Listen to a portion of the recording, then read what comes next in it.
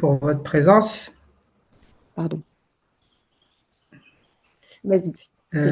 C'est bon? Ouais, vas-y, c'est bon. C'est le lancement de l'enregistrement. Ah, c'est trop la classe.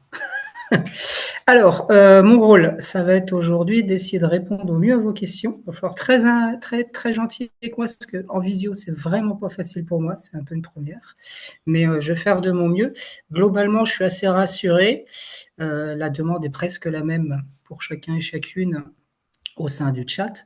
Il ne faudra pas hésiter à bien me redire quelle est un peu votre posture collectivité bailleur, parce que des fois, les besoins ne sont pas tout à fait les mêmes, mais ça se joue à pas grand-chose, et ça là-dessus, je vais être en capacité de vous rassurer là-dessus. Donc, je me présente, je suis François Garnier, je suis maître composteur depuis un peu plus de 10 ans, et puis depuis moins d'1 an, j'ai refait la filière guide et maître il y a 1 an. Donc, je suis en cours de certification, comme bien d'autres à l'heure actuelle. Tout simplement parce que j'avais envie de revoir un peu comment ça marchait. Et puis après plus de 15 ans de pratique, des fois c'est bien de se remettre dans le bain et de voir comment ça a évolué. Et ça a grave évolué parce que j'ai vu que j'avais beaucoup de lacunes. Donc tout va bien, on débute tous ensemble à chaque fois. Alors Compose Tout, assez rapidement, c'est une association qui a pas loin de 10 ans, qui a évolué différemment, de différentes manières, qui a répondu à un besoin des concitoyens et des concitoyennes sur son territoire. Donc c'était plutôt chouette. Et avec une collectivité qui s'est dit, bon, bah tiens, on va accompagner, ils ont l'air d'être pas mal à vouloir mettre ça en place. Donc on va essayer d'y aller. Donc il y a un peu plus de 10 ans, Pays de Dolbe du Mont-Saint-Michel, notre première communauté de communes, a dit on y va, on fonce et on met autant de bacs sur la voie publique que les concitoyens veulent en mettre. C'est un petit peu comme ça que ça s'est passé. Et aujourd'hui, on travaille pour 2 autres collectivités, Dinan Aglo et Côte Émeraude. Donc aujourd'hui, ça fait 3 EPC qui nous accompagnent avec nous dans ce développement. Donc notre raison d'être, c'est valoriser, mais valoriser avec les habitants et les habitantes. Et nous, notre but, c'est vraiment un retour au sol de qualité. Donc à partir des ressources organiques du territoire et toujours à proximité. C'est vraiment notre cam. On est réfléchi toujours en low-tech et en proximité, comment développer les choses ensemble. Voilà, c'est à peu près le tour. J'en ai assez dit ou pas assez? Ça va, d'après toi, Noémie? Ça va. Bon, alors on a fait des petits supports de méthodologie. Je t'entendais pas. Tu disais, Noémie? Je disais que c'était parfait, Bon, tu pouvais poursuivre. merci beaucoup. Alors du coup, j'ai essayé de me tenir un peu au support parce que d'habitude, je suis carrément à côté. Mais c'est cool. Aujourd'hui, j'ai des supports pour essayer on va dire, de synthétiser les choses. C'est très important. Cet outil-là, il est tout récent. Parce que il y a quelques années, je me suis rendu compte qu'on avait notre jargon réseau compost citoyen, parce qu'on est un petit peu accro chez nous. Vous voyez. Je sais pas si ça se voit. Voilà, j'ai toujours ça sur moi. Donc notre jargon, c'était un peu ça. Il faut trouver des référents, référentes, et je me suis rendu compte que sur la voie publique, ça voulait pas dire grand-chose en fait pour des gens qui habitent sur un quartier et eux, ce qu'ils veulent, c'est faire du compost. Et ils sont avant tout en fait des bénévoles. Donc assez rapidement, on s'est rendu compte, on s'est dit, on va essayer de se rapprocher déjà plus du vocable des habitants et habitantes que notre vocable technique qu'on développe depuis plus de 15 ans avec le réseau. Donc aujourd'hui, Compose Tout, on ne peut pas dire qu'on est un super bon élève au niveau des règles de l'ADEME et du réseau Compost citoyen, mais en tout cas, on se sert d'un maximum de tous ces outils-là pour être au plus près des habitants et des habitantes. Donc là, vous observez un petit peu à quoi ça ressemble quand on propose à quelqu'un d'être bénévole sur un site de compostage partagé et qu'est-ce que ces bénévoles vont être chargés de faire. Pour la petite histoire, Compose Tout, on a fait le choix que les habitants et les habitantes soient surtout des apporteurs, apporteuses, qui nourrissent les sites. Et derrière, c'est plutôt les référents de sites qui suivent les erreurs de tri, comme c'est écrit, qui ajoutent la matière carbonée, qui effectuent les mélanges et qui m'appellent quand il y a un problème. En gros, le rôle du maître ou du guide chez nous, c'est plutôt de prendre le relais en plus des référents.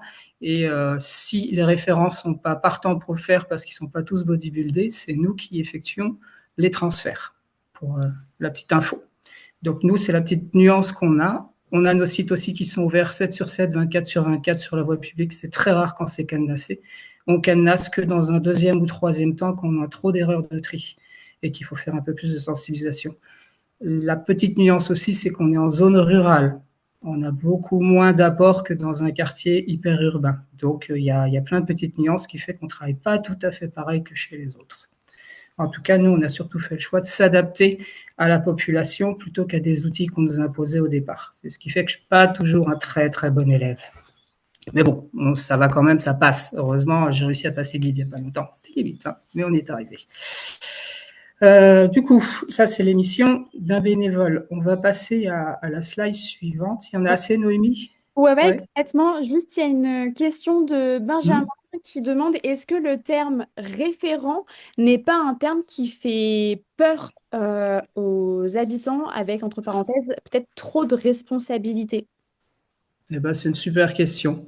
Il peut faire peur. La preuve, depuis qu'on a switché en mode juste bénévole d'un site de compostage partagé, ben, c'est un peu plus simple. Et ton rôle en tant que maître ou guide, ça va être aussi d'écouter tes futurs bénévoles et de voir quel est leur niveau de capacité à pouvoir s'occuper d'un site de compostage partagé. Moi, aujourd'hui, j'estime qu'une personne qui s'occupe d'un site de compostage partagé, ça peut aller des mélanges au transfert, vérifier les erreurs de tri, ou mettre juste du carbone, ou tout simplement m'appeler quand c'est le bazar. Oh, il y a plein de petits idiots qui se sont trompés, il y a beaucoup de détourderies. Et ça, je pense que c'est notre rôle aussi à nous de savoir s'adapter en fonction des personnes qui veulent s'impliquer. Déjà, un SMS, dire ça va pas ou il manque ça, c'est déjà royal et pour moi, c'est de l'implication bénévole. Voilà.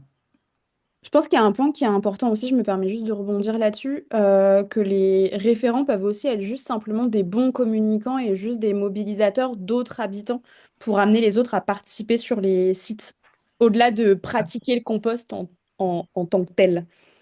Absolument. Ça peut être aussi des ambassadeurs, des ambassadrices et c'est génial. Moi, j'ai plein de gens sur les quartiers qui disent allez-y, mettez ou qui regardent et puis qui accompagnent ceux qui savent pas trop et qui leur disent si, c'est là qu'il faut mettre. Regardez, c'est super bien fait, c'est super cool. Ça, c'est des ambassadeurs d'enfer. Voilà. Et c'est pareil, le vocable, il vous appartient. Et il appartient pour moi d'abord plutôt aux habitants et aux habitantes. Moi, j'estime que mon rôle, c'est plutôt de guider, d'accompagner et certainement pas d'imposer un vocabulaire aux gens. Alors, la méthode, vous la voyez, elle est écrite. Donc, du coup, ça, c'est Oriane qui a essayé de synthétiser mon cerveau. Donc, Oriane, c'est notre super collaboratrice au sein de l'association qui gère toute l'administration. Donc, c'est la personne qui a réussi à synthétiser un petit peu tous les outils qui avaient été mis en place en vrac. Et elle a réussi à synthétiser cela de façon assez ludique et un petit peu aussi avec du texte parce que il en faut. Donc, comment on met un site en place? Eh bien, déjà, ça commence par une inauguration. L'inauguration, elle se fait chez nous à partir du moment où on a la commune qui est OK et qu'on a validé un emplacement sur le domaine public ou pas. Mais en général, nous, on est plutôt des accros du domaine public. C'est souvent plus facile pour mettre un site. Donc, et c'est mis en accord avec la personne qui va s'occuper du site. C'est-à-dire que je souhaite à chaque fois, il y a 3 critères principaux. Il faut que le site soit super visible, on le voit. Plus c'est vu, moins il y a de soucis. Accessible et pour une personne à mobilité réduite et accessible pour les techniciennes et les techniciens qui vont intervenir sur ce site avec tout type de véhicule. Genre, il y a du carbone à emmener. Moi, j'ai pas 50 mètres à faire avec une brouette. J'ai pas du tout envie. Donc, ça, c'est quelque chose chez Composto qu'on a vraiment mis en place et qu'on essaye de déployer le plus possible. Et le 4e critère, c'est le plus proche possible de la personne qui va s'en occuper. Nos bénévoles sont prioritaires sur la voie publique. Et ça, c'est ce qu'on impose aux élus. Et pareil, l'inauguration, elle se fait en fonction de la disponibilité des bénévoles et certainement pas des élus. Et ça, je leur annonce la couleur dès le début. Je chouchoute les élus d'un certain côté pour qu'on déploie le compostage de proximité, mais je chouchoute avant tout les personnes qui vont s'en occuper. Donc ça, c'est la partie inauguration. Les ateliers de sensibilisation, c'est un petit peu assez aléatoire. Ça va être en fonction des demandes, des demandes du public. On a 2 types, même 3 types d'accompagnement. On a aussi 2 types de formation. On n'est pas organisme de formation, donc même si je suis maître composteur, en fait, j'ai pas vraiment le droit de former des référents de site. Bon, ça reste un petit peu, c'est dans les entre-deux, on va dire. Donc nous, en fait, on fait plutôt des sensibilisations du BOBA du compostage et on mélange tout le monde, référents de site comme des gens qui veulent juste apprendre à savoir comment ça fonctionne. On accompagne nos bénévoles aussi au compte-gouttes, c'est-à-dire autant de temps et de fois qu'il faut les voir sur le terrain, on le voit. On appelle ça les mini-formations. Et là, en général, je suis du style à arriver à me poser sur un bac et à regarder ce qu'il faut. Et surtout à non pas dire ce qu'il faut faire ou pas faire, mais rassurer et travailler sur les gestes et postures. Le matériel, on le verra sur une slide un peu plus tard. Nous, on travaille avec le brasse compost. J'utilise pas du tout le brasse compost comme les trois quarts de mes collègues. Chez nous, on fait en sorte de pas se faire mal et on regarde au niveau de l'ergonomie comment arriver le plus profond possible. Pareil, ça c'est encore quelque chose que Compost tout fait que d'autres des fois ne font pas. C'est-à-dire que nous, on chatouille pas le compost en surface, nous on va en profondeur. Mais ça après, c'est subjectif et c'est chaque structure qui décide en fonction de ses besoins et ses attentes. Donc ça, rassurez-vous, c'est pas parce que Pierre ne fait pas comme Sophie que Sophie ne fait pas comme Émile. On s'en fiche complètement. Le but du jeu, c'est qu'il y ait un retour au sol de qualité et que tout le monde s'y retrouve. Bon, j'espère que j'ai pas trop perdu le fil. La recherche de bénévoles, je vois ce petit volet-là. Alors, il y a aucune, j'ai tout essayé. Ça me fait plus de 10 ans. Il n'y a pas de bonne ou mauvaise méthode. La meilleure, c'est quand on est sur la voie publique et qu'on fait des entretiens de site. Là, on touche des gens. C'est le meilleur des réseaux sociaux, quels que soient les visuels que vous allez faire. Les bénévoles, c'est en faisant que vous allez les trouver et en communiquant et en étant patient. Et par contre, recherche de bénévoles, ça, c'est quelque chose que j'ai encore pas réussi à faire avec les collectivités. Pour moi, c'est un service public. Ça m'appartient, c'est mon point de vue. Mais j'estime que tant qu'on mettra pas une carotte au bout, genre des places de cinéma, des bons piscines, des bons d'achat pour aller chez les commerçants du quartier, ça va être difficile de trouver des personnes qui s'impliquent un peu plus. Parce que là, il faut se dire que c'est pas vraiment du culturel ou du loisir, enfin ça l'est un peu, mais c'est quand même surtout aussi répondre à quand même beaucoup d'erreurs de tri. Des fois, c'est beaucoup d'apports. Ça peut être aussi se prendre quelques milliers de mouches quand on est ouvert le couvercle, donc c'est pas toujours agréable comme activité quand on est référent de site. Donc moi, j'estime qu'on doit trouver le moyen aussi de remercier les bénévoles et c'est pas un repas par an au sein de l'Assemblée générale qui va suffire pour les chouchouter. Moi, je pense sincèrement qu'il faut qu'on arrive à développer un peu plus de mobilisation là-dessus. Après, c'est un propos qui m'appartient. Hein. Voilà. Les restitutions de compost. Alors ça, c'est pareil, c'est pas facile de mobiliser les gens. Donc, du coup, moi, je suis un petit peu feignant. Il y a un moment donné où je me suis dit, j'en ai marre de demander aux gens d'être parfaits, d'être toujours là au moment où je leur demande d'être au rendez-vous. Donc, les restitutions, on essaye d'en faire une officielle où on invite tout le monde est content. On a réduit plusieurs tonnes de déchets pour arriver à une restitution de compost. Donc, c'est cocorico. Grand bravo. Mais à la fois, les gens, déjà, c'est des apporteurs. Et finalement, on s'est rendu compte chez Compostou qu'ils pouvaient aussi bien apporter en autonomie que repartir en autonomie avec de la matière. Donc aujourd'hui, on ouvre nos bacs d'une certaine manière pour les restitutions et on fait de la restitution autonome. On met une petite affiche où on met le nom du référent, de la référente qui s'est occupée du site et on met le numéro de téléphone en expliquant que si les gens veulent plus d'explications, il suffit qu'ils nous appellent. Donc les restitutions chez nous maintenant sont surtout autonomes, donc de la même façon que les gens nourrissent les sites de compostage partagés. Ça nous a permis aussi d'écouler beaucoup plus facilement la matière. Et en plus, comme c'est très saisonnier, ça laisse le temps aux gens autant d'apporter leur contenant que de repartir avec un contenant rempli de compost. De là à dire ça marche toujours très bien, non. Mais à 90%, les bacs se vident très vite. Des fois, en moins de 2 jours, c'est déjà fait, il n'y a pas de souci. Et c'est aléatoire d'un quartier à l'autre et il n'y a pas de règle encore là-dessus. Est-ce que j'ai oublié une bulle Soutien de Compostou, j'en ai un petit peu parlé, hein, c'est l'accompagnement tel qu'on le fait. Le soutien, c'est pas forcément non plus que d'accompagner les bénévoles sur le site. Ça peut être aussi des fois, les gens se servent un peu du compostage parce qu'ils ont besoin d'exister, d'être écoutés. Donc, des fois, notre métier, c'est aussi d'être avec une écoute différente. Après, je dis toujours, on n'est pas des psys, hein. C'est pas notre métier, on n'est pas là pour sauver les gens. Mais si en tant que guide ou maître, on est cool et qu'on veut bien écouter un petit quart d'heure ou aller boire un café plutôt que de faire un entretien de site avec son bénévole, on va boire un café. Parce que des fois, en fait, c'est plus du lien social qu'autre chose. Donc, ça fait partie du taf. Mais ça, c'est à chacun, chacune de savoir accueillir comment on accompagne les bénévoles. Ça vous appartient. Fais le tour, c'est bon? Ouais, il y a une question de Claire qui demande à quel point est-il important de trouver des bénévoles avant d'installer un site? Ah! Bah, en fait, t'as deux chances. Tu peux poser un site et te dire, ouais, ça va arriver tout seul. Et ça, c'est bien dans des quartiers très jeunes, c'est envisageable. Mais en fait, tu poses un dispositif sur la voie publique sans concerter tes habitants, habitantes, ça devient un outil. Et c'est un outil, genre, comme tu as posé une poubelle sur la voie publique, elle va se remplir, il y a quelqu'un de magique qui va s'en occuper. Donc en fait, j'ai tendance à dire que par rapport à notre système qui est très culturel en France de d'assistanat en quelque sorte, où il y a toujours un service public qui fait les choses à ta place, pour moi, il y a un risque de mettre un site, en tout cas tous les sites que j'ai mis comme ça à l'arrache parce qu'il y avait une grosse demande express, c'est très très rare quand j'ai réussi à mobiliser des bénévoles derrière. Mais ça peut fonctionner. Mais pour moi, un site, un bénévole, pas de bénévole, pas de site. Par contre, la petite nuance qu'on a fait chez Compose Tous, c'est que moi, je suis en zone rurale, 2 à 3 référents de site, bonne chance. On n'est pas en zone urbaine, hein. On n'a pas 3000 personnes autour du site.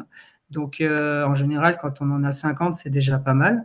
On est sur des quartiers qui sont pas toujours énormes. Donc, déjà, nous, on s'est dit, bon, bah, au moins une personne. Et la nuance encore en zone rurale, c'est beaucoup moins de turnover. Les gens déménagent beaucoup moins. Donc, c'était aussi le petit compromis de se dire on met qu'un bénévole. Parce que je pense que la question, elle allait aussi un petit peu jusque-là. Des fois, on se dit on va quand même tenter de mettre un site, mais ça mange pas de pain d'essayer. Mais si, en tant que structure porteuse bailleur, ou pas que bailleur, ou collectivité, vous mettez un site sur la voie publique en vous disant ça va attirer les gens, c'est très aléatoire. Et là, j'aurais tendance à dire il n'y a pas vraiment de règles. Mais globalement, vous mettez un site comme ça sur la voie publique, avant de trouver un bénévole, il faut vous lever de bonne heure. Ou alors, vous allez avoir au moins une personne que, pendant l'entretien, vous allez rencontrer, remettre les coordonnées, à savoir que c'est toujours obligatoire de mettre des coordonnées, mais même quand ils y sont, transmettez-les aux gens que vous rencontrez sur la voie publique quand vous faites vos entretiens. Et à partir de là, vous allez obtenir au moins un qui commence par mettre un peu de carbone ou qui vous appelle quand ça va pas. Ça peut marcher. Du coup, enfin, faut essayer quand même en amont d'en avoir mobilisé à minima un pour être un peu sécure sur sur le lancement. C'est beaucoup mieux. Euh, Voilà. alors, il y a Colline qui rebondit en disant l'idée n'est-il pas d'avoir une convention de partenariat avec la collectivité pour que nos associations gèrent les sites sans nécessité d'avoir de bénévoles référents. Alors, pour situer, Colline enfin, fait partie d'une structure associative. Mhm. Voilà.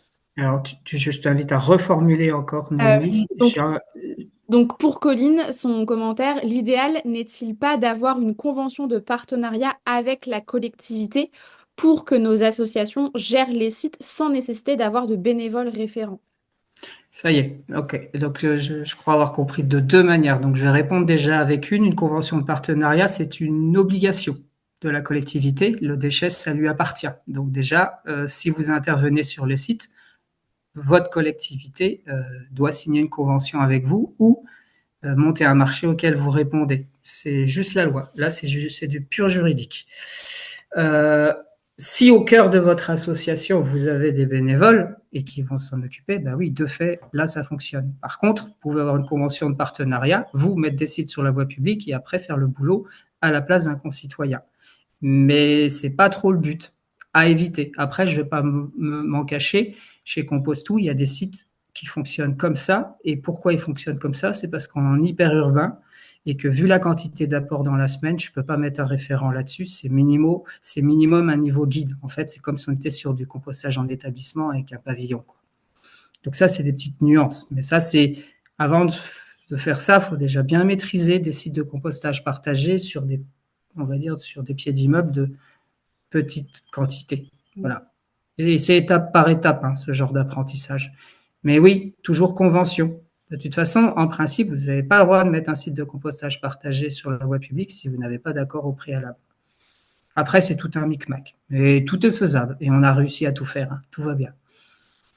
Donc, il y a eu des rebonds, notamment Lorraine qui évoque la circulaire du 13 décembre 2012 sur la nécessité d'avoir un référent local nommément désigné qui a suivi pardon, une formation.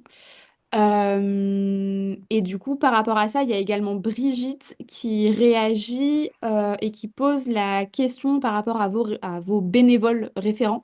Est-ce qu'ils ont suivi la formation officielle de référent de site? Alors, réponse 1, tu as complètement raison, mais l'avantage, c'est que si tu as signé une convention et que tu es porteuse ou porteur de projet, bah, c'est toi qui portes et c'est ton numéro de téléphone. En l'occurrence, sur tous les sites de compostage partagés que nous, on a sur la voie publique, c'est mon numéro de téléphone, mes coordonnées. Et mes bénévoles, ils ont la paix.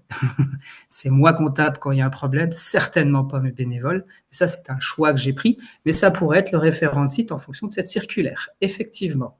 Après, moi, j'estime que, enfin, ça, c'est personnel. C'est mon choix, une fois que j'ai mis le projet en place, de me dire, attends, c'est moi le professionnel qui accompagne au déploiement du compostage de proximité.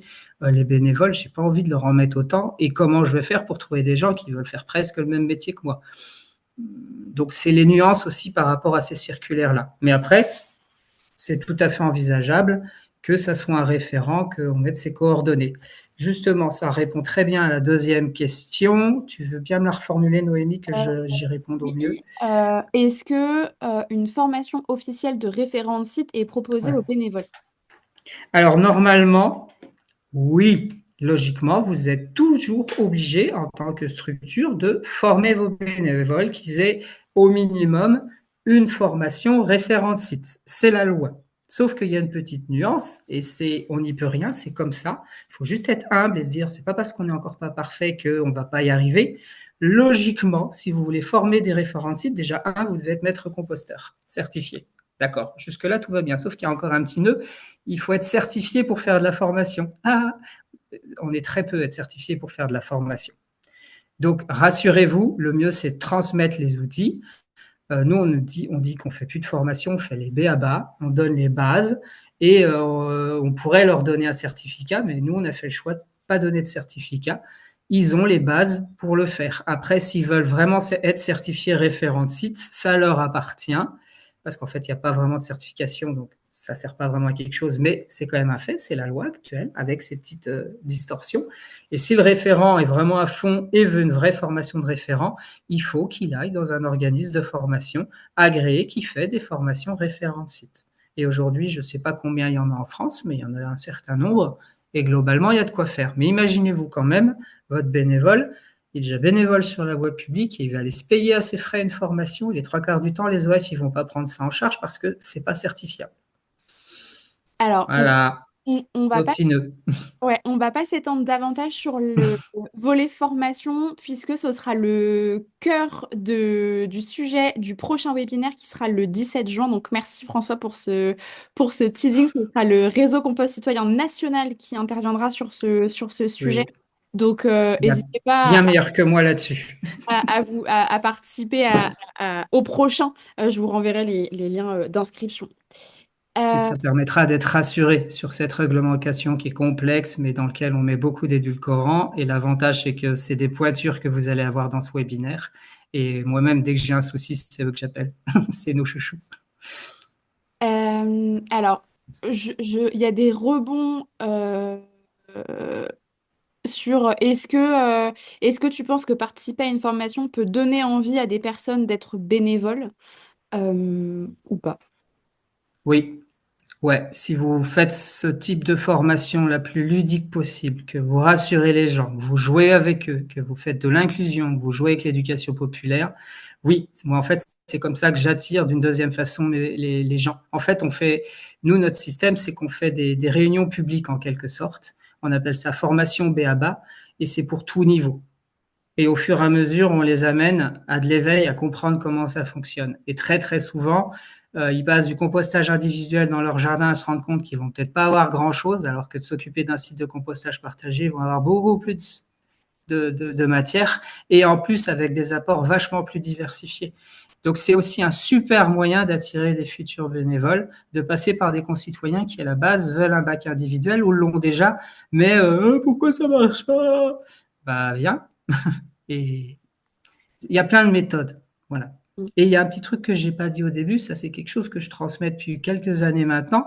La bonne méthode, c'est pas la mienne, hein. C'est celle qui fonctionne. Voilà, ça c'est un petit truc que vous pouvez vous mettre dans la tête. En toute humilité.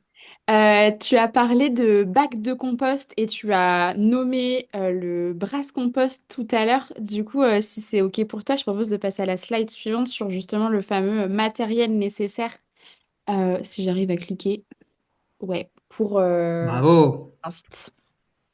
Alors, après avoir chouchouté pendant plus de 4 ans une chargée de mission, voilà ce qu'elle a réussi à me créer. C'est-à-dire un dispositif qui ressemble à ses besoins en tant que chargée de mission pour déployer compostage de proximité et que son prestataire fasse bien son boulot. Et du coup, on a réussi à trouver un compromis, donc une slide assez synthétique. Et voilà en gros à quoi ça peut ressembler un site de compostage partagé. À quoi ça peut ressembler? Ça peut ressembler aussi à plein, il y a plein d'autres visuels, mais le matériel. Les bio-seaux, alors moi, ça fait quelques années que je mets des coups là-dedans. Je récupère des seaux dans les kebabs, hein, seaux de crème fraîche et compagnie. Mais bon, les collectivités ont encore un petit peu de budget pour faire fabriquer des seaux pour mettre de la matière organique. Ça appartient à chacun, chacune.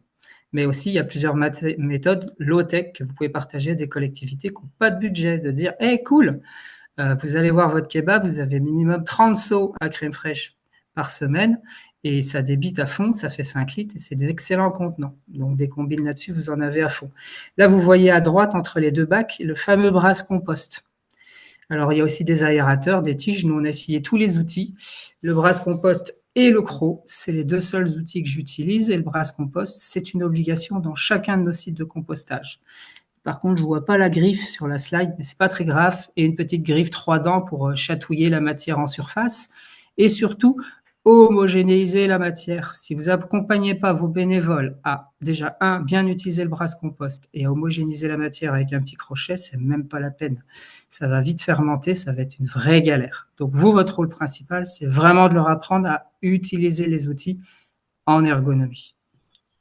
Et quitte à dire à un moment donné, quand les gens n'arrivent pas à utiliser l'outil, c'est tu mets juste de la matière carbonée, c'est déjà très bien. Et à vous de prendre le relais derrière, évidemment, dans l'oxygénation. Et ça, c'est des choix de structure. Hein. Je pense que j'ai fait le tour. Je n'ai pas besoin de dire ce qu'il y a sur la slide. Je pense que tout le monde la voit à peu près bien. Ah, il y a une question, effectivement. Ah Ne manque-t-il pas un thermomètre à compost? François est encore un mauvais élève. Voilà, je suis vraiment un très, très, très, très, très, très, très, très mauvais élève. Peut-être que je ne vais pas être certifié maître à cause de ça. Je n'utilise toujours pas de thermomètre. Pour la simple et bonne raison que voilà, une phase fermentescible, je comprends toujours pas pourquoi. Alors, je respecte complètement la réglementation. C'est très bien de travailler au thermomètre et j'espère que mes nouveaux collègues vont me dire à un moment donné, dis donc, François, il va vraiment falloir t'y mettre un jour. Rose avait essayé, ma précédente collaboratrice, et elle est repartie avec son thermomètre chez la Belle Verte. C'est tant pis pour elle. Mais enfin bon, non, c'est pas bien. Je ne travaille pas au thermomètre parce que j'ai pris l'habitude de travailler sans et parce que j'adore observer la matière. Et une phase fermentescible, si vous la reconnaissez pas, c'est que je crois qu'il faut changer de métier quand vous êtes guide. C'est ça. Apprenez à observer. Vous avez tous les micro-organismes qui travaillent avec vous. Pour moi, le thermomètre, c'est un outil qui est important et que vous le voulez, vous le prenez, vous le voulez pas, vous le prenez pas. C'est pas Enfin, vous avez d'autres sens. Moi, j'ai pas besoin d'une aiguille pour me dire où ça en est au cœur du compost, parce que je fais du compostage de proximité, on fait aussi du compostage de territoire, on a une composterie. Et là, c'est pareil, je suis encore un plus mauvais élève. Je devrais avoir des grosses sondes pour prouver que mes andins sont à bonne maturation et que tout va bien dans le meilleur des mondes. Moi, j'estime que quand on peut pas mettre la main au cœur de son andin, c'est bon, on y est à 80 degrés. Hein. Mais c'est un point de vue, et c'est pas parce que François est un mauvais élève qu'il faut suivre la méthodologie. C'est ce que j'ai dit 5 minutes plus tôt. La bonne méthode, c'est pas la mienne. C'est celle qui fonctionne. Vos outils, c'est une obligation normalement d'avoir un thermomètre sur la voie publique et de vérifier ces bacs. Pour l'instant, je ne suis pas encore l'élève parfait. Mais effectivement, excellente question. Il faut un thermomètre. Très bien, bravo. Disons qu'il est caché dans un bac pour la slide. Je passe à la suivante. Et effectivement, il y a Aurore qui dit avec le registre du suivi, avec un petit clin d'œil, qui permet Ouais. Alors, registre du suivi peut être dans ton bac ou dans une appli dans ton téléphone ou en vrac dans ton dictaphone que tu balances à ta collègue quand on a ras-le-bol d'avoir des pavés et qui dit quand est-ce qu'on s'achète une appli. Voilà. Et petit à petit, vous allez grandir, monter vos outils, ou si vous arrivez à être directement des bons élèves, c'est-à-dire pas mon cas, commencez avec ces registres qui existent déjà. Vous avez tous les supports au niveau du réseau Compost Citoyen.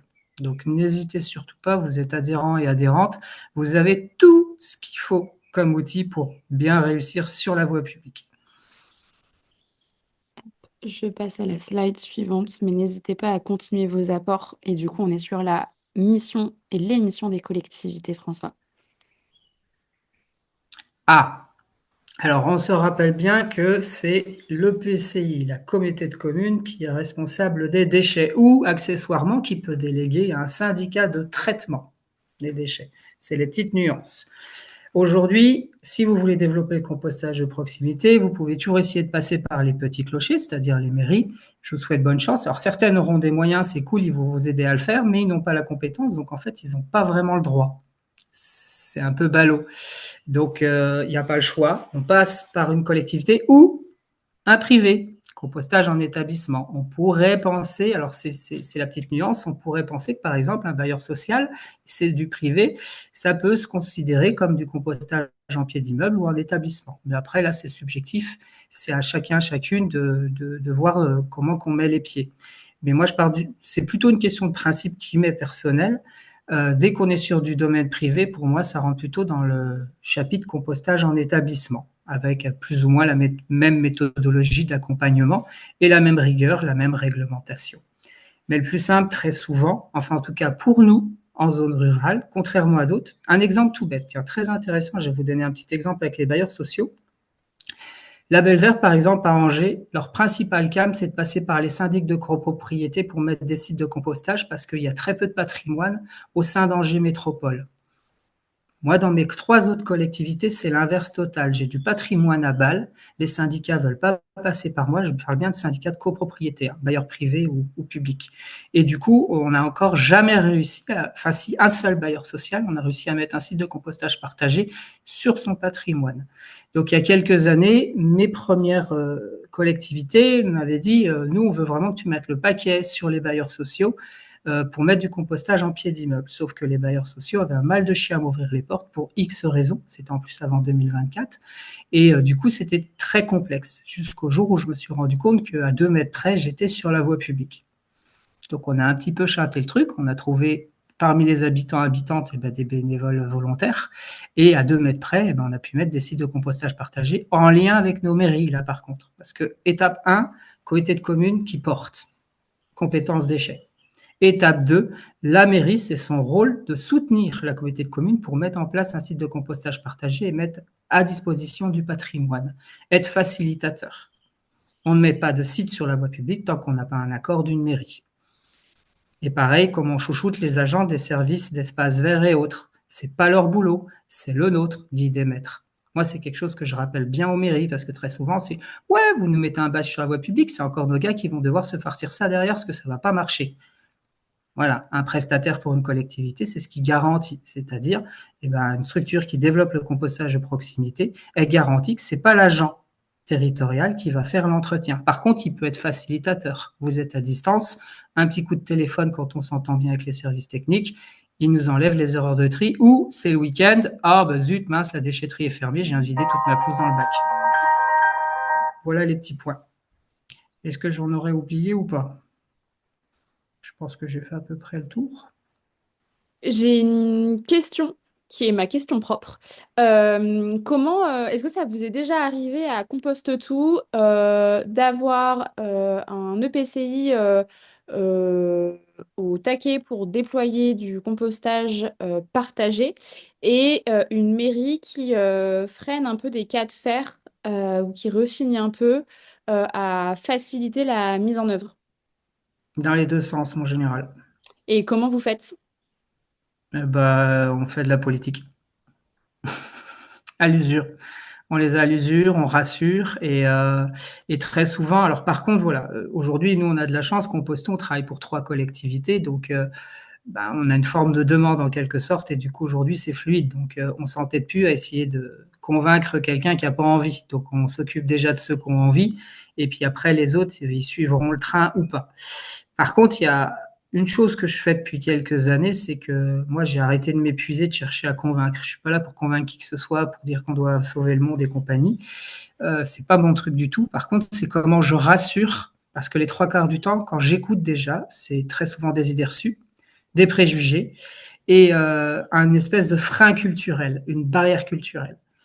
Et en général, j'essaye de faire de cette personne qui me déteste parce que je suis un écolo, parce que si, parce que ça, parce que je suis un bobo, enfin, on a tout entendu, je suis rodé maintenant. Et en fait, ben, j'essaie de jouer avec les outils de la personne qui, en quelque sorte, m'agresse. C'est-à-dire j'essaye de jouer avec. Et de jouer, c'est d'essayer de trouver un fil conducteur. Toi, c'est quoi ta cam? C'est quoi ton truc? C'est quoi que t'aimes faire? Et d'entendre, oui, ça vous fait suer, oui, ça vous fait changer vos pratiques. Il y a tout ça à prendre en compte. Et là, tu dis, on dit collectivité, mairie, pas que, hein. Vous avez des vrais récalcitrants encore du compostage de proximité sur la voie publique. Ils veulent pas ça à côté de chez eux. Ça va leur attirer plein de cochonneries. Moi, j'ai vécu des temps, des moments où j'ai été agressé plus d'une fois sur la voie publique. Après, ça, c'est il y a 10 ans, hein. Si ça peut rassurer les nouveaux qui arrivent, aujourd'hui, on est plutôt félicités. Ça fait du bien. C'est très agréable de voir une personne qui, 10 ans plus tôt, avec l'ancienne culture, vous aurait littéralement insulté, traité de bobo et d'écolo et qui en a ras-le-bol et qu'on devrait brûler dès notre arrivée et qu'aujourd'hui, ces mêmes personnes, eh ben, il s'est passé autre chose, c'est devenu normal, elles sont super contentes que vous fassiez ça. Donc, si ça peut vous rassurer, c'est beaucoup plus simple aujourd'hui de mettre en place. Aujourd'hui, il faut rassurer et se servir de quelque chose que je me servais pas 10 ans plus tôt, c'est la réglementation. Voilà.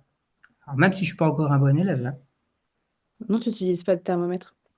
Euh, À quelle fréquence passez-vous sur les sites? Trop et pas assez. Une réponse de Alors, Normand. Tu n'es pas Normand, François. non, mais je suis frontalier, j'ai le droit. La fréquence. Alors, la fréquence, c'est subjectif. Enfin, vous avez un site, par exemple, j'ai des sites, il faut que je passe 2 fois par semaine. Parce que, je le dis en webinaire, hein, j'aime faire défoncer par Jérôme Sandier. Euh, Plus d'une tonne, on est d'accord, on n'a pas le droit. Si mon site, il a 1000 litres d'apport par semaine, qu'est-ce qui se passe? Heureusement qu'on parle qu'en litres. Mais voilà, un site comme ça, par exemple, en hyper-urbain, eh ben, c'est 2 fois par semaine, point barre. Et là, vous ne prenez pas de bénévoles, c'est vous qui faites le boulot. Bon, ça, c'est des sites exceptionnels et ça ne devrait pas arriver, mais quand ça arrive, il faut pouvoir y répondre. Après, c'est très aléatoire. Si c'est un site, j'aurais tendance à dire lambda comme ça devrait fonctionner avec le protocole compostage de proximité, comme l'ADEME et le RCC nous accompagnent depuis plus de 15 ans. C'est en moyenne entre 1 et 3 mois un passage de guide ou de maître pour vérifier si tout va bien, pour voir avec les bénévoles si tout se passe bien, si c'est OK. Normalement, ça devrait fonctionner comme ça. Mais si ça fonctionnait comme ça, il faut vous dire que vous auriez un site comme ça à peu près tous les quartiers. Mais après, quartier, tout va dépendre du type de densité d'habitants aussi. Et vous allez avoir un site qui, dans le quartier A, va tourner à balle, et un site dans le quartier B, où on s'était dit que ça tournerait à fond, qui va presque pas tourner. Et ça, c'est aussi votre métier. Euh, c'est pas magique en fait. On aimerait bien sur le bouquin, sur les petits listings, de se dire on passe de façon récurrente tous les X temps pour faire notre entretien. Et économiquement, c'est beaucoup plus facile comme ça aussi. Mais il y a aussi la réalité de terrain et puis répondre aux besoins de vos bénévoles. Vous devez être disponible. Aujourd'hui, une structure qui accompagne des bénévoles sur la voie publique, elle est disponible presque 7 jours sur 7. C'est un bénévole, ça travaille pas du lundi au vendredi, hein. Enfin, si, justement, ça travaille du lundi au vendredi en moyenne, et le week-end, c'est son petit moment de pause où il va s'occuper de son site de compostage. Donc, si jamais ça va pas, quand on peut, faut être en capacité de répondre. Donc, oui, réponse de Normand, je suis désolé. Mais ça peut aller d'une semaine à 3 mois, un entretien de site. En gros, c'est à peu près voilà, 3 mois, c'est le grand maximum parce qu'au-delà de 3 mois, pour moi, on n'est plus dans le respect de l'accompagnement déjà du site. Et essayer moins de 3 mois pour les bénévoles. Après, il y a des bénévoles qui ont besoin d'être beaucoup plus chouchoutés que d'autres et d'autres qui ont besoin qu'on leur foute la paix, quoi. Ils sont autonomes et ils n'ont pas besoin de papa ou maman pour les appeler régulièrement pour demander si ça va bien. Ils sont très grands, ils savent vous appeler. Ça, c'est pareil, c'est des nuances à apprendre. Il n'y a pas de questions dans le chat et je crois qu'on était sur la dernière slide, donc je la lance quand même. Avez-vous des questions les uns les autres? N'hésitez pas à activer vos micros. Ça peut être plus simple pour poser vos questions quand vous voulez poser un contexte. La parole est... Et vous avez droit de mordre, hein. Il n'y a pas de souci, hein. Je suis habitué aux morsures, hein. Et faites-vous plaisir, c'est le bon moment pour mordre. Et puis moi, j'essaye de rassurer derrière. Tout va bien. N'ayez pas l'impression de passer pour des personnes désagréables. C'est important aussi de mordre. On est dans un métier qui n'est pas toujours facile, surtout quand on démarre. Alors, mordre avec respect quand même, hein, et bienveillance, si vous voulez bien.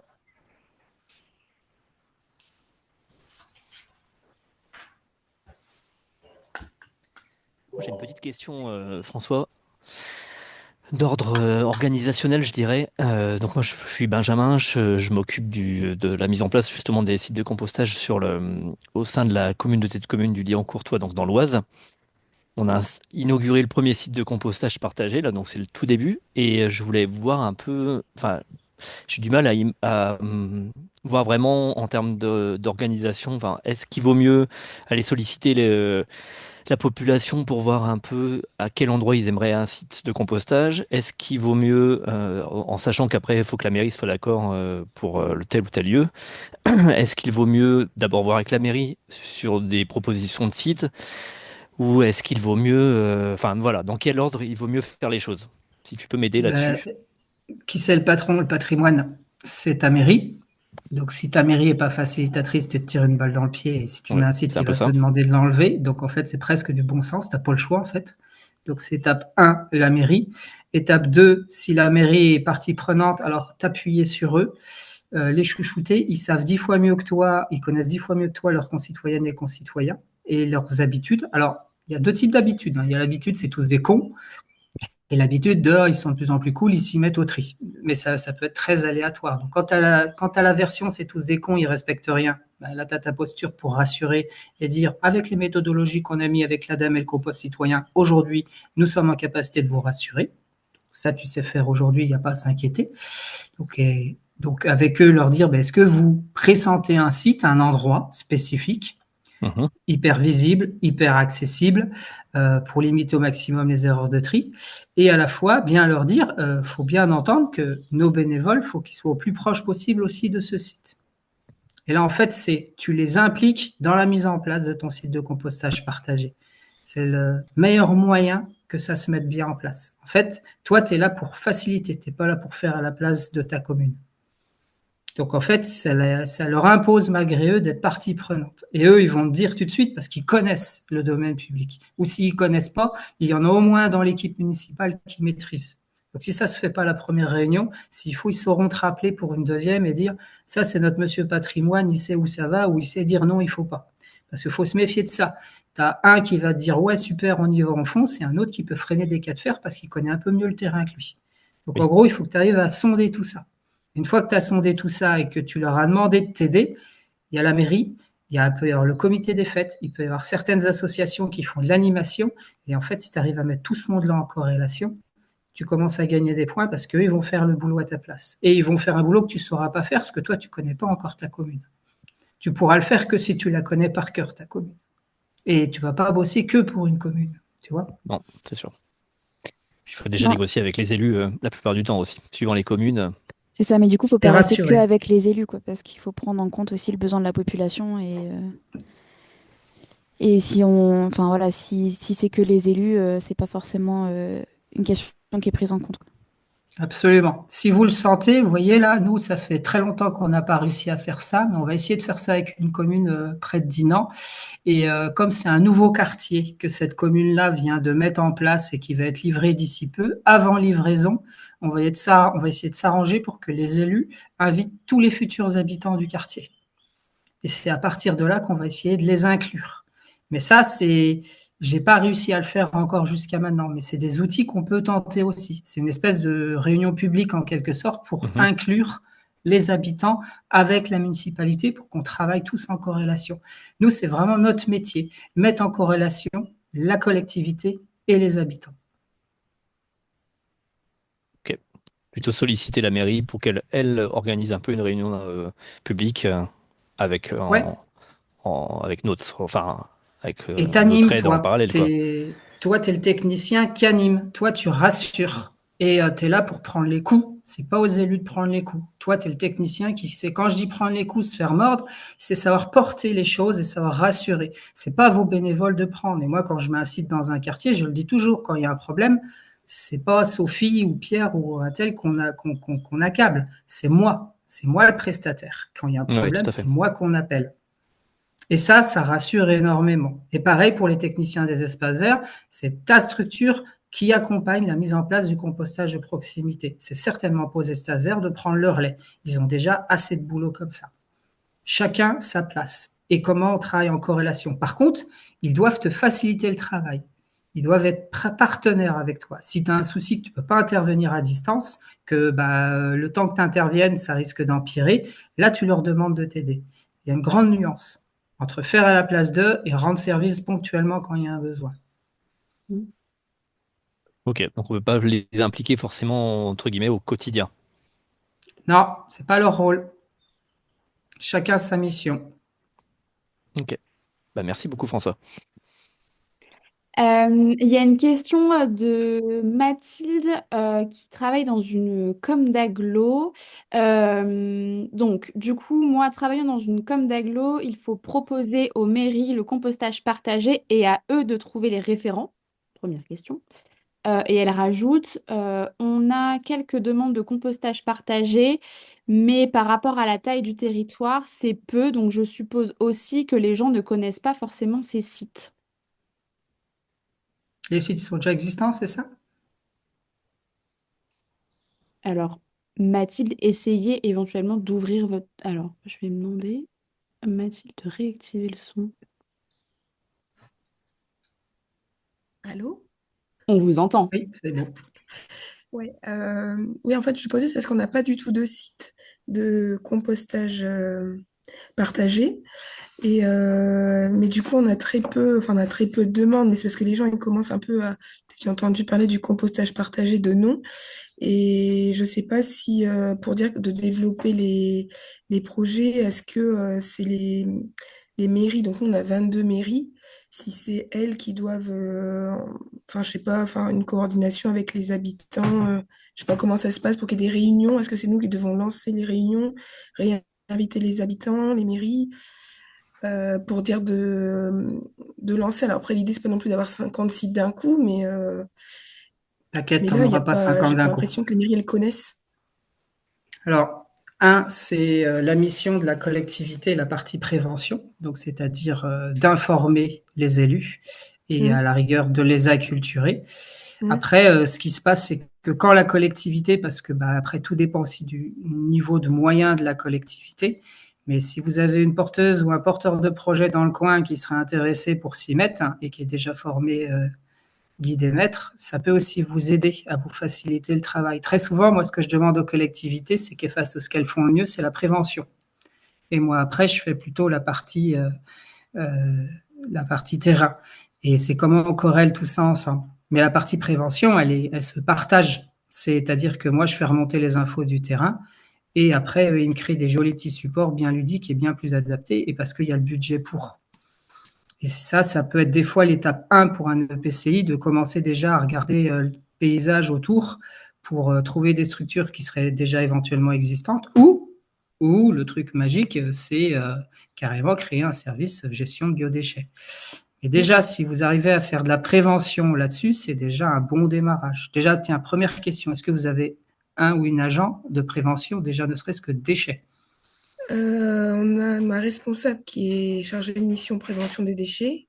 Et Mhm. après, on est 5 ambassadeurs du tri, euh, dont 3 qui sont guides, composteurs, et deux maîtres. Mais après, on attend encore de faire la certification. Mais du coup, voilà. Eh ben, c'est déjà Et, royal. C'est toutes les collectivités n'ont pas déjà mis déjà autant d'outils en place. Donc déjà voilà, bravo. mais après, le problème, c'est Et qu'on là, on développe la politique de compostage de proximité, on aimerait mettre en place le compostage partagé. parce on a quand même quelques demandes pour des écoles, etc. Mais c'est vrai qu'on n'a pas, on n'a encore rien mis en place. Et j'avoue que le grand saut, il fait un peu peur le peur d'oublier des choses, de faire les diagnostics, etc. Et donc, du coup, voilà.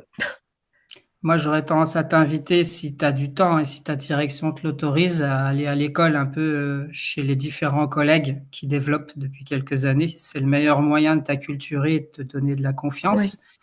Il y a ça. Et il y a une deuxième chose, c'est oser être un peu aussi fou que moi, c'est y aller, mettre des outils en place et puis tenter, quoi.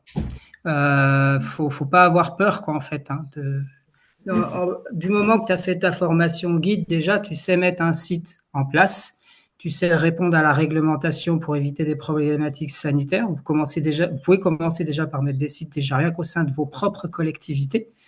Les écoles, c'est des outils qui sont pas très difficiles pour démarrer dans le sens où ça va être du marc de café et des trognons de pommes, donc tout va bien. On a le temps de voir les choses arriver. Et puis, vous pouvez déjà commencer par par de l'acculturation progressive. Pensez toujours à petite dose homéopathique. On commence par des trognons de pommes et au fur et à mesure, on monte en compétences et après, on peut se permettre enfin de mettre sur la voie publique un site de compostage partagé où ça va être des DCT qui vont accueillir, enfin, ça va être le bac qui va pouvoir accueillir les DCT des gens qui sont dans les différents sites. Et vous pouvez vous dire aussi, étape 1, commencer par des zones assez peu urbaines, mais où il y a par exemple pas de pavillon. C'est-à-dire que les gens n'ont pas de possibilité de composter. Ça, c'est des endroits facilitateurs. Voilà. Et toujours très visible. Plus c'est visible, moins vous aurez de problématiques. D'accord. Et aller à l'école, enfin aller sur le terrain, aller chez vos collègues. Moi, c'est ce que je dis, aller voir ce que font les copains et les copines, parce que c'est le meilleur moyen de s'acculturer. Et puis c'est cool, vous vous sentirez moins seul, parce qu'eux Oui, vont vous c'est raconter ça. aussi comment ils ont démarré, quoi. Bon, bah, ok. Merci en tout cas. Il y a une question de Brigitte. De quelle manière, pardon, utilises-tu tous au compost? Euh, non, il n'y a pas de joker. Je l'utilise pas assez parce que je suis nul en communication. Heureusement que j'ai Oriane et que j'ai eu Rose avant pour m'apprendre à l'utiliser. On va dire qu'en gros, pour l'instant, j'en suis à la méthode. On a des affiches qui sont juste magnifiques, c'est de la balle. Et je fais du copier-coller. Et cette année, je m'en suis servi pour faire 3 formations BABA. Donc là-dessus, autorisez-vous aussi à être humble. Hein. Le support tous au compost et faites du sol vivant, ils sont super. Mais cool, quoi. On n'est pas tous encore des super pros de la PG Prox et on essaye de déployer comme on peut avec les moyens qu'on a. Donc pour l'instant, ouais, je suis un gros nul de ça. J'utilise juste les affiches. Il y a quelques années, si j'avais fait des efforts, j'allais sur le site du réseau Compost Citoyen et je mettais là les petites flèches pour dire là où j'allais faire des événements, là où j'allais inaugurer un site. Mais je suis une vraie bille en informatique, ça m'a pris 2 plombes. J'avoue que je préfère aller chouchouter mes bénévoles sur la voie publique plutôt que d'être bon là-dedans. Mais cool, chacun son appétence et sa compétence. En tout cas, vous avez une super boîte à outils au niveau du réseau et utilisez-la comme vous pouvez l'utiliser. Et je ne peux pas mieux répondre à la question, je suis désolé, parce que ouais, je suis vraiment une vraie bille sur cet événement qui est juste génial, quoi.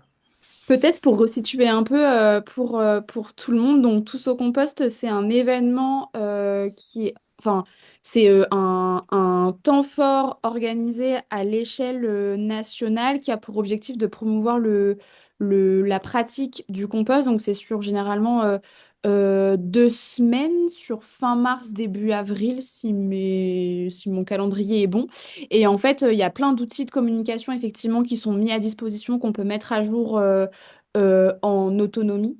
Et il y a également du coup un site internet sur lequel on peut recenser tous les événements qu'on fait. Donc ça va de la visite d'un site de compostage, d'un atelier de sensibilisation, enfin voilà, tout ce qui peut tourner autour de la pratique du compost, voire même un petit peu du jardinage, je pense. Et voilà, ce qui permet de promouvoir à plus grande échelle toutes les actions qui sont portées sur vos territoires. Alors, soit par vos collectivités, soit par les acteurs aussi du territoire qui sont implantés sur vos territoires. Voilà, Brigitte, tu lèves la main, tu peux activer ton micro, prendre la parole. Oui, bonjour. François, je suis très content de participer à ce webinaire. Moi, je suis contente de te voir. Salut Brigitte. Voilà. Du coup, c'était en fait, pour reprendre la petite question que j'avais au début, c'est parce que donc tous ces actions qu'on mène en ce moment là avec Noémie, c'est le conseil régional nous demandait pour aider aussi au plaidoyer du compost partagé, c'est voir est-ce que le compost soit s'il y a des actions auparavant, genre jardinage, etc., ou après l'installation de compostage, est-ce qu'il y a des actions autour du compostage, de genre cuisine ou etc., quoi, qui peuvent apporter de la vie dans le quartier, quoi. Tu vois, Ouais, et puis tout ce qui tourne autour du gaspillage alimentaire. En gros, on s'appelle depuis peu déjà P, prévention, gestion de proximité. Avant, on faisait de la GPROC, gestion de proximité. Et si je me trompe pas, ce que Brigitte amène aussi, c'est aujourd'hui, on a deux types de formats. On a donc fait du sol vivant pour le retour au sol de qualité. Jardinage au naturel, tout ce qui va bien autour, et donc tous au compost pour apprendre à composter et vulgariser et puis trouver sa cool et se rendre compte que c'est complexe, mais pas si complexe quand on s'y met à plusieurs. Et à la fois, effectivement, c'est ce retour à l'assiette sur lequel il faut faire aussi un très gros travail. Déjà, l'apprentissage pour éviter de gaspiller, pour savoir cuisiner au maximum les choses de A à Z. Aujourd'hui, on se rend compte qu'en fait, il devrait y avoir presque rien à composter si nous étions parfaits, ce qui n'est pas le cas. Mais en gros, voilà, et c'est pareil, c'est ce que je dis toujours aux nouvelles et aux nouveaux qui arrivent. Les pionniers, ils ont fait de la gestion de proximité. Les nouveaux qui arrivent, il faut que vous apportiez encore le truc. Il y a le retour au sol de qualité, mais il y a ce qu'on va mettre dans l'assiette et ce qu'on va valoriser aussi dans l'assiette. Et notre métier, il peut aller jusque-là. Mais après, c'est chacune sa spécialité. Ça, je reste toujours très rigoureux là-dessus. Moi, je suis une bille en gaspillage alimentaire. Par contre, je trouve ça honteux quand je vois ce que je collecte, surtout chez les commerçants. Mais chaque chose en son temps, il faut qu'on soit humble. On est encore toutes et tous des pionniers du compostage de proximité. Donc ça, là-dessus, je resterai aussi catégorique. On se détend, cool, tout va bien. On fait déjà de super belles choses depuis un peu plus de 15 ans maintenant. Mais merci Brigitte d'avoir rappelé cette partie qui est très importante, l'assiette. Miam, c'est bon en plus l'assiette. Il y a une question de Colline. Quel type d'événement public fonctionne le mieux pour la distribution du compost? Et il y a Lorraine qui a tout de suite rebondi avec les apéros compost. Mais peut-être as-tu d'autres idées? Faire la fête, c'est la base. Faites la fête. Si vous pensez pas fête, si vous pensez pas passer des bons moments, vous faire des câlins, des bisous, le meilleur moyen, c'est ça, c'est la convivialité. C'est quand vous êtes sur le domaine public aussi, c'est des moments de convivialité. Marrez-vous avec les gens. Vous avez des gosses qui passent, qui se bouchent le nez parce que ça pue. Jouez avec eux, c'est génial, ça pue. Ou montrez vos aisselles. Enfin, je sais pas, faites des trucs stupides, ça marche aussi très bien. Mais peut-être pas. Mais montrez pas vos aisselles. Vous pouvez effacer, c'est enregistré, c'est mort. Bon, Non, c'est trop tard. Je vais tous mourir. Bon, non, vous faites pas ça. Mais voilà, marrez-vous. Vraiment. C'est le meilleur outil. C'est se marrer, passer des bons moments ensemble. Et venez aussi dans les séminaires, ça va vous rassurer, ça va vous donner plein d'idées. Parce que comme je l'ai dit au début, et là ça revient au même, hein, la bonne méthode, c'est pas la mienne. C'est celle qui fonctionne. Et un outil qui va bien marcher pendant des années, du jour au lendemain, il va peut-être plus marcher et c'est pas grave, c'est cool, ça va juste vous obliger à sortir la tête du guidon, sortir de votre zone de confort et faire des nouveaux trucs fun. Et dès que vous avez une nouvelle personne qui arrive et qui vous prend la tête à essayer de changer vos process, c'est fatigant. Mais écoutez-la parce que très souvent, au bout d'un moment, quand on maîtrise un dispositif, en fait, on est en train de le perdre. Donc écoutez aussi toutes les nouvelles idées qui arrivent. Mais la base, j'en suis convaincu, moi. Faire la fête autour du compostage de proximité, faire la fête autour de vos sites, les cafés compost, vous avez des musiciens, des musiciennes, faites venir quelqu'un qui fait de l'accordéon, du violon autour de votre site. Tiens, allez, je vais revenir plus de 10 ans en arrière. La première ère qu'on a mis en place, on a remonté tout le marché. C'est un gros marché où il y a pas loin de 500 personnes qui viennent tous les samedis matins. On était en homme sandwich composteur. et on avait notre troubadour avec son tambour qui, tous les 20 mètres, faisait appel à la population pour l'inauguration du site tout en haut de la rue. On a foutu un bordel phénoménal, on s'est éclaté toute la journée. Bon, on est passé pour des fous. Mais, mine de rien, 6 mois plus tard, c'était la première restitution. Et cette première inauguration de site, on l'a fait de façon festive. Alors, je vous invite pas à faire ça à chaque fois, ça prend beaucoup d'énergie, mais c'était génial. Et c'est un super beau souvenir. Faites la fête, éclatez-vous. Voilà, pour moi, c'est le meilleur moyen d'outil de communication. On veut la photo de l'homme sandwich compost, François. Ouais, vous avez sur Facebook machin truc, là, vous retrouverez bien ma trombine en homme sandwich avec un chapeau. Enfin, non, mais j'ai failli me faire interner. Ça, par contre, c'est un grand risque, hein. Vous risquez de vous retrouver en prison. Mais c'est pas grave, c'est pour la bonne cause. Est-ce qu'il y a éventuellement d'autres questions? Petit moment de latence. En tout cas, merci François pour tes apports. Moi, j'ai bien noté de laisser aussi les habitants l'espace de poser leurs propres exigences sur comment ils voient leur mission de bénévole et de redescendre aussi, de remettre à l'échelle le jargon qu'on peut utiliser dans notre quotidien entre référents de site qui peut porter à beaucoup de responsabilités, là où on peut parler plutôt de bénévolat ou d'ambassadeurs aussi, qui donnent une autre résonance aux missions et aux attentes qu'on pourrait avoir des uns et des autres, et leur dire aussi qu'ils font avec leurs compétences et ce qu'ils ont envie de faire, et c'est à nous de nous adapter en tant que acteurs du territoire, collectivité ou autres, et que notre mission aussi à nous en tant que qu'acteurs qui suivons les sites et donc les bénévoles ambassadeurs référents, c'est aussi d'être là pour eux et aussi d'être là à leur écoute, et que des fois notre suivi il passe aussi par aller boire un café avec eux plutôt que de rester potentiellement un peu dans le froid à retourner le compost et à brasser en profondeur le compost avec le brasse-compost. Ou pas, hein. Je fais pas partie des bons élèves, je vous l'ai Non, dit. mais Et j'espère que on, Jérôme va pas me mettre en prison suite à ce webinaire. J'ai très, très peur. on lui enverra pas. Euh, alors, on parle souvent de technique et peu citoyenneté, alors que cela est tellement important dans nos projets où l'humain est au cœur exactement. Et c'est notamment pour ça qu'on cherche à faire ce recueil d'expériences pour redonner la parole et la place aux habitants dans les projets de compostage partagé.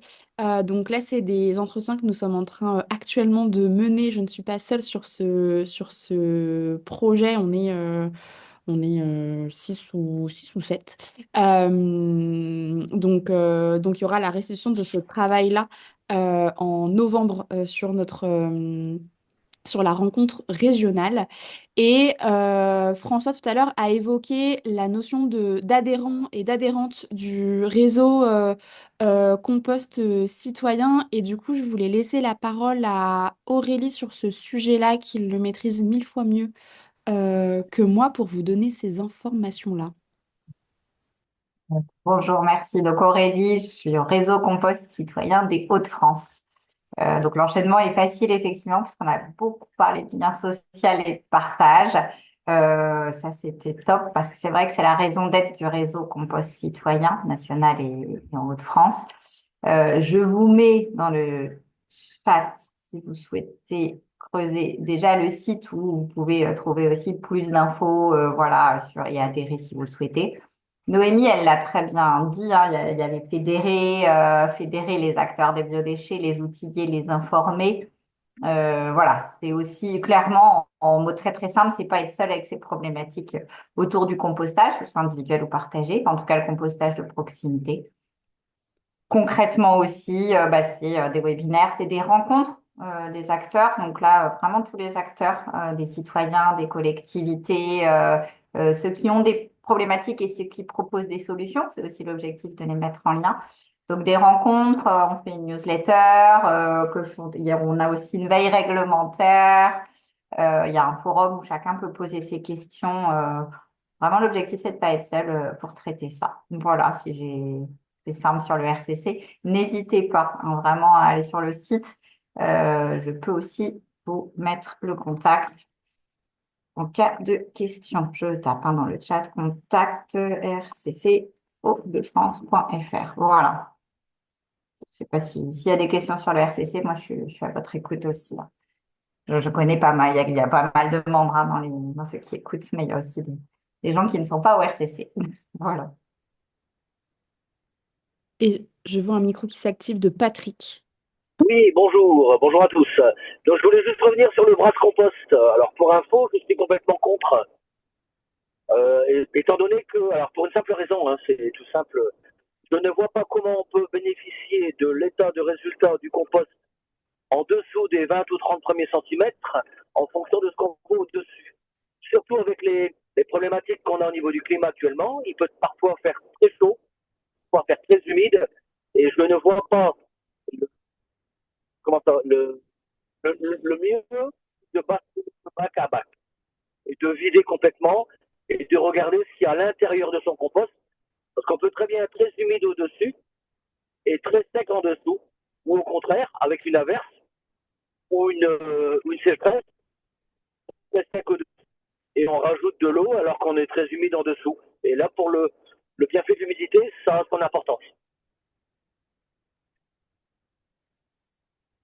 Je sais pas si j'ai tout bien entendu sur le fait que on pouvait pas forcément aller chercher les sous-couches entre guillemets du compost, si j'ai bien compris. Problématique d'homogénéité par le biais du Ouais. brasse compost. Et ça, Ouais, il y a différentes matières et c'est pour ça que moi j'ai un profond respect aussi pour les gens comme comme Patrick qui sont pas pour le brasse compost. Et c'est bien ce que je prône depuis le départ. La bonne méthode, c'est pas la mienne. On a chacun nos outils de prédilection et moi, ce que j'ai entendu de Patrick, c'est qu'il prône plus le transfert, ce qui permet vraiment de mieux analyser la matière. Et Patrick a complètement raison. Pour moi, le brasse compost, c'est l'outil de prédilection pour nos bénévoles pour qu'ils fassent un brassage le plus homogène possible. Par contre, c'est notre rôle en tant que guide et maître de faire des transferts et de maîtriser la matière pour un retour au sol de qualité. Et je pense que vu que je vois le pouce de Patrick, je pense qu'on est sur la même longueur d'onde là-dessus. Mais voilà, c'est la technicité aussi il y a de tout. Et c'est ça que j'adore aussi dans ce réseau, c'est qu'il y a de super techniciens qui maîtrisent le truc jusqu'au bout des ongles. Et puis il y a aussi et moi je prône aussi le fait qu'on n'est pas tous des Patrick ou des François à maîtriser notre compost jusqu'au bout des ongles et que on essaie à chacun d'avoir un niveau de compétence différent et que le principal c'est de faire tous ensemble. Mais à la fois ce niveau d'expertise qu'a Patrick, c'est du pain béni aussi. C'est super important d'avoir des pionniers, des gars qui maîtrisent le truc du début à la fin et qui savent rappeler quand même, eh oh les gars, ce qu'on a besoin, c'est d'un retour au sol de qualité. Et là, vous venez de me faire un arrosage alors qu'on aurait pu l'éviter si on avait fait un truc homogène. Donc, ça, c'est aussi très important, ce niveau de technicité. Et un grand merci, Patrick, parce que c'est pas toujours facile aussi de dire quand on n'est pas d'accord. Donc, merci à toi, parce que ça, c'est chouette. Moi, c'est le désaccord aussi qui fait grandir dans le réseau. Et finalement, on se rend compte qu'on est presque tous d'accord, mais que nos outils sont pas tout à fait les mêmes. Et ça, c'est important et c'est super comme piqûre de rappel parce que ça permet à chacun, chacune de se rendre compte que le bon outil, c'est pas le brasse compost ou l'aérateur ou la fourche ou le croc, c'est celui qui va le mieux pour la personne et toujours penser retour au sol de qualité et faire ensemble. Et c'est ça que j'adore. Voilà, voilà. Merci Patrick, c'est cool. je pense que c'est un excellent mot de conclusion, François.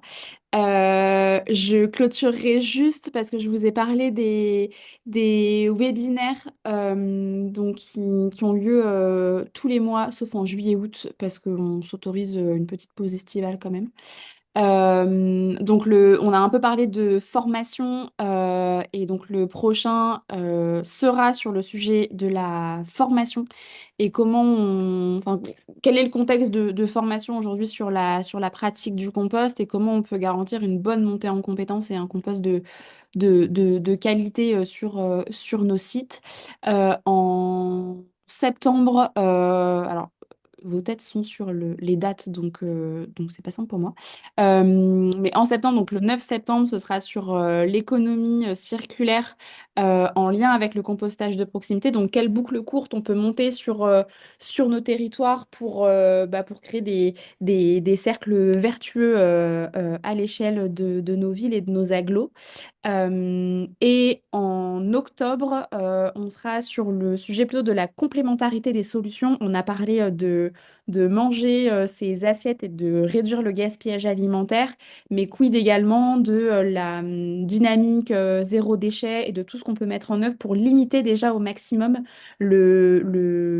finalement la quantité de biodéchets qu'on peut retrouver dans nos composteurs parce que finalement, moins il y a de déchets, plus c'est simple à gérer, peu importe le déchet dont on parle. Donc, quelle solution complémentaire pour limiter au maximum les volumes? Euh, et de mémoire, je n'ai pas la slide. Ouais. Je vous remettrai plutôt par mail tous les détails pour les rencontres départementales, mais vous pouvez noter que pour le Pas-de-Calais, ce sera donc le 16 mai à Los Angeles au CERD. On aura le 5 juin dans l'Oise à la déchetterie de Beauvais, plus particulièrement.